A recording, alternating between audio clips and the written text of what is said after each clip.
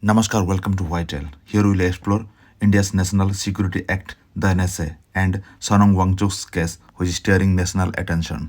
In the heart of India, a storm brews as the National Security Act (NSA) casts a long shadow over civil liberties. This law, enacted in 1980, permits the government to detain individuals without criminal charges based solely on anticipated threats to national security. Imagine the weight of such power, a tool wielded in the name of protection yet veiled in ambiguity and potential misuse. The recent detention of activist Sonam Wangchuk has thrust the NSA into the spotlight, igniting discussions on its implications for freedom and justice in India. The NSA operates under the guise of preventive detention, a mechanism designed not to punish past offenses but to thwart perceived future risks. It endows authorities with wide-ranging powers. Central and state governments alike can act swiftly, often with little oversight. Under this legislation, an individual can be held for up to 12 months without being formally charged. This prospect alone raises chilling questions. How does one defend oneself against an accusation that is never fully articulated?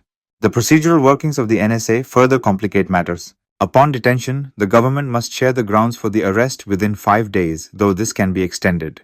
A glimmer of hope exists. Detainees can contest their orders through representation. Yet, the advisory board, tasked with reviewing these cases, operates under significant restrictions. Consisting of High Court judges, their role is to evaluate whether sufficient cause exists for detention. However, the sentences may echo with silence when the government withholds critical information, shrouding the detainees in uncertainty about their legal standing and future. The stakes are high.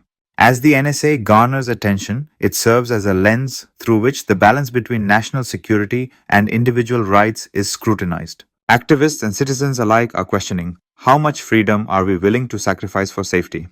Wangchuk's case is a powerful reminder of the precarious nature of justice in the face of expansive legal frameworks.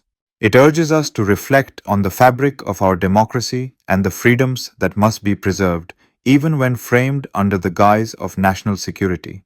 The NSA stands as both a shield and a sword, a law intended to protect the nation, yet capable of cutting deeply into the very rights it intends to safeguard. As the dialogue surrounding its implications unfolds, the voices of those who challenge its use become increasingly vital. In a landscape where liberty hangs in the balance, vigilance and advocacy are paramount to ensure that the ideals of justice do not yield to unwarranted fear. The National Security Act, NSA, has been a contentious topic in Indian history, originating as a tool intended to safeguard the nation.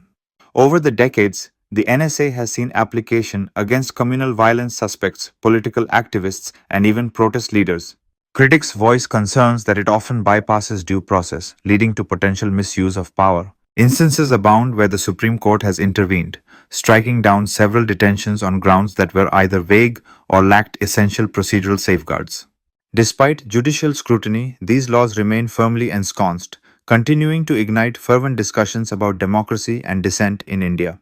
One of the most striking illustrations of the NSA's implications arose in September 2025 when protests erupted in Ladakh. Demonstrators were demanding statehood and constitutional safeguards, yet the protest escalated tragically into violence, resulting in the deaths of 4 individuals. Activist and innovator Sonam Wangchuk emerged as a prominent figure amid this tumult.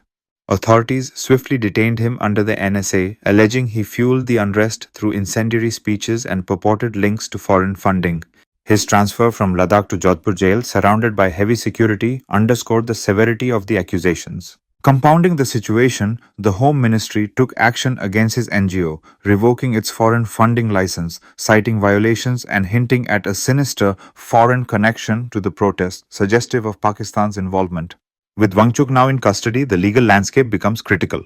His defense team is poised to challenge the detention via the legal framework available, possibly filing a representation to the relevant authorities or pursuing relief in the High Court or Supreme Court through a writ petition. They could argue that the grounds for detention are overly vague or that evidence supporting the allegations is insufficient. Additionally, if the advisory board, responsible for reviewing such cases, finds inadequate cause for Wangchuk's detention, he could be granted release. Nevertheless, until such reviews transpire, his fate hangs in the balance, a potent reminder of the delicate interplay between state security and personal freedom. Yet, the case of Sonam Wangchuk transcends the individual narrative of a single arrest. It beckons society to ponder a broader question: how far must a democracy stretch in the name of protecting itself? Preventive detention laws such as the NSA necessitate a careful balance between ensuring safety and upholding individual rights. The resolution of Wangchuk's case may not only influence the trajectory of the Ladakh movement but also reverberate throughout India's ongoing discourse about dissent and national security. This raises an essential inquiry. Does the NSA serve as a shield to protect the nation, or is it wielded as a sword against its own inhabitants?